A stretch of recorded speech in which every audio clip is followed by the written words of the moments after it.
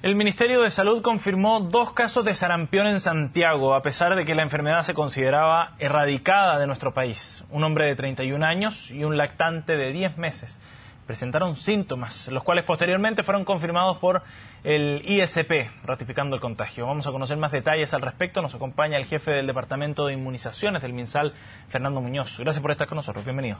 Gracias por la ocasión de poder conversar de este tema. Señor Muñoz, primero, ¿dónde están estos casos? ¿En qué lapso de tiempo fueron detectados? Y ya están ratificadas el contagio de sarampión en ambas personas, ¿no?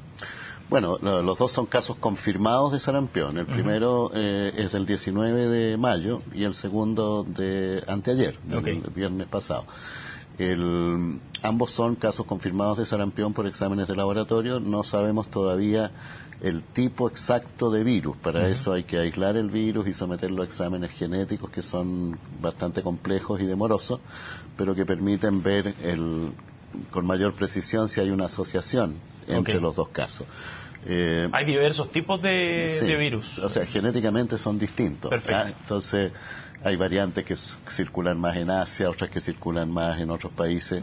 Por ejemplo, el primer caso se contagió con toda probabilidad en China o en su viaje desde China a Hawái y desde Hawái a Chile.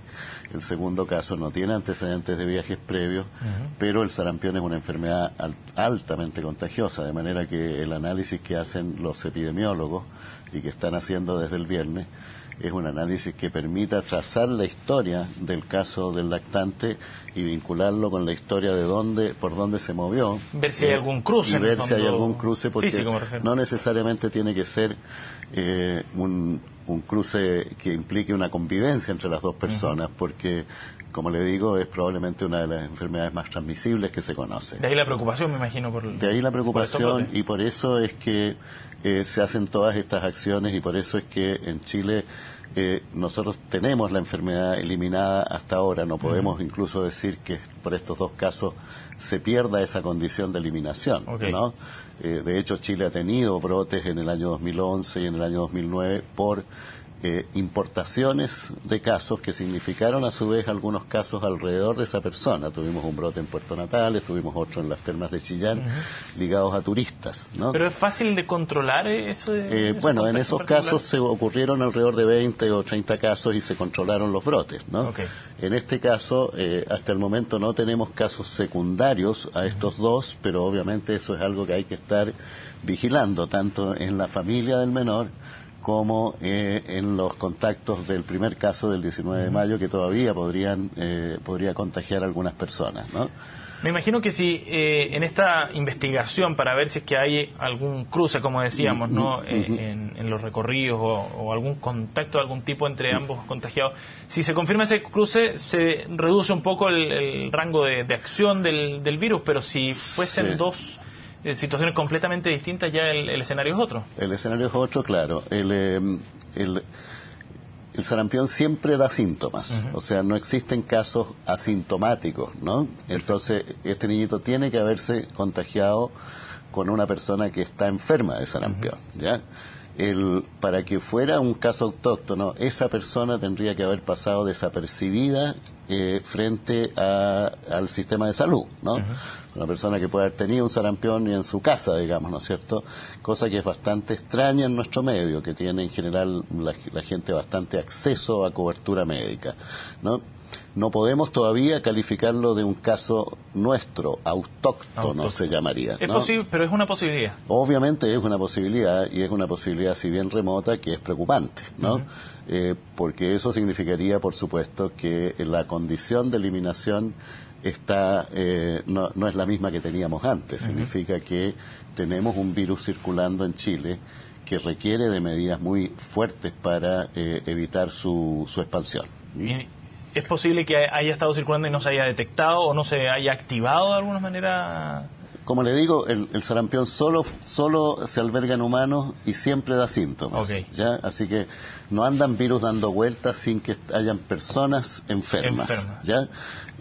Por eso lo más probable es que estos dos casos estén o ligados o tengan origen en casos externos a Chile. Chile En Latinoamérica hay sarampión en Brasil, en los Estados Unidos hay sarampión, en Canadá hay sarampión, en Europa, en Asia, en China y otros países del sudeste asiático, de manera que no es una situación de la cual estemos completamente aislados, ¿no? Menos en estos días, ¿no? En que hay viajes, exacto, etcétera, y toda esta cercanía.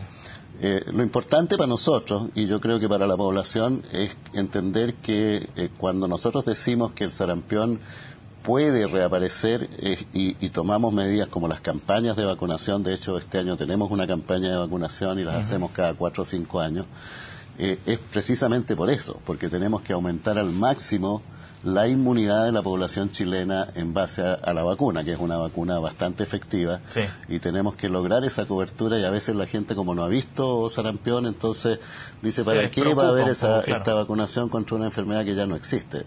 Claro, es cierto, pero este tipo de situaciones como la que ocurre ahora nos dan la razón de alguna manera y hacen muy evidente que es muy importante que la gente vacune a sus guaguas a los 12 meses y después en el primero básico, y que además en las campañas activamente adhiera a la campaña de vacunación de los niños. Sí, claro, porque el análisis es al revés. En el fondo se ha logrado mantener a raya el sarampión gracias a las vacunas, ¿no? Exactamente, esa es la razón, y de hecho ha reaparecido. De hecho, los brotes de California en enero, que son ligados al parque de atracciones de Disneylandia en Los Ángeles, son casos de personas no vacunadas, ¿no? Y se ligaron también a las bajas de cobertura de vacunación en el estado de California derivadas de estos movimientos contra las vacunas, ¿no es cierto?, y el crecimiento del rechazo a la vacunación, que allá es obligatoria para ingresar a la escuela, y en Chile también es obligatoria, ¿no? Ahora, ¿de qué manera puede cambiar el escenario y la política respecto a las vacunas de sarampión y sobre todo las campañas a partir de estos dos casos? Todavía es muy temprano para poder decir si esto pudiera inducir algún cambio de lo que sea nuestra política. La política siempre va a ser aumentar la cobertura de vacunación programática, esto es la que se hace a todos los niños cuando llegan a los 12 meses en los consultorios de salud pública, y la que confiamos hagan los médicos privados enviando a los pacientes que controlan a vacunarse, ¿no? Y además la vacunación de los escolares en el primer año de educación básica. ¿Ya? Nosotros estamos evaluando esta situación día a día y hora a hora. Mañana probablemente vamos a hacer un análisis de lo que sepamos a partir del viernes, de este caso y del anterior. Y vamos a tomar qué decisión podríamos tomar, eventualmente adelantar la campaña que nosotros tenemos programada para octubre, ¿no? Pero no es todavía temprano para tomar una decisión de esa naturaleza, ¿no? La campaña está programada, está hecha la planificación, hemos trabajado en conjunto con la Organización Panamericana de la Salud. Esperamos también que haya suficiente conocimiento de la población, difusión, educación, de tal manera que en el momento que lancemos la campaña la gente se vacune, ¿no? Y no deje de acudir a los centros de vacunación o de dejar que sus hijos se vacunen cuando acudan a ese lugar los equipos. Sin intención de generar alarma, pero sí como para tenerlo en cuenta. ¿Qué síntomas genera el sarampión para estar atentos a ello? Sí, el sarampión es una enfermedad que los especialistas llaman un exantema. Esto es una enfermedad en que lo más característico son manchas de la piel, ¿ya? Estas manchas de la piel aparecen 24 a 48 horas después de que empieza una enfermedad como respiratoria, con romadizo, con tos, que a veces no se distingue de otras enfermedades respiratorias. Después de esas 24 a 48 horas aparecen las manchas, ¿no? Estas manchas duran algunos días.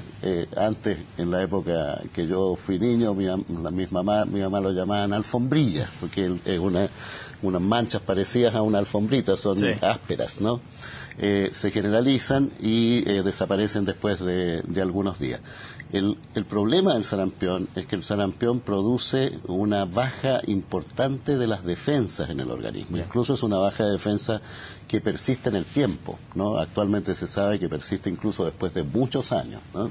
Y por lo tanto las personas que han tenido sarampión tienen más riesgo son más vulnerabilidad frente a infecciones. Claro. Y durante el periodo mismo de la enfermedad, durante el periodo de las manchas, los niños sobre todo, y particularmente aquellos que tengan problemas con sus defensas, antes cuando teníamos desnutrición, por ejemplo, en los últimos brotes, el último el 78, después el 89 hasta el 91, tuvimos más de 40.000 casos en cada uno de esos brotes, y ahí lamentablemente murieron decenas de niños, ¿no? Por neumonías y cosas así. Así que no es una enfermedad banal en absoluto. En absoluto. De ahí la preocupación y el interés también, por cierto, por tener detalles respecto a cómo avanzan las investigaciones, y estaremos atentos, por supuesto, a las novedades que surjan. Pues, señor Muñoz, gracias por haber venido. Muy amable. Gracias a ustedes por permitirnos esta entrevista, y ojalá el mensaje más importante, que la gente se vacune. De todas maneras, muchas gracias. Gracias. Nosotros nos separamos un instante, volvemos de inmediato, seguimos revisando informaciones aquí en CNN Chile. No se vayan.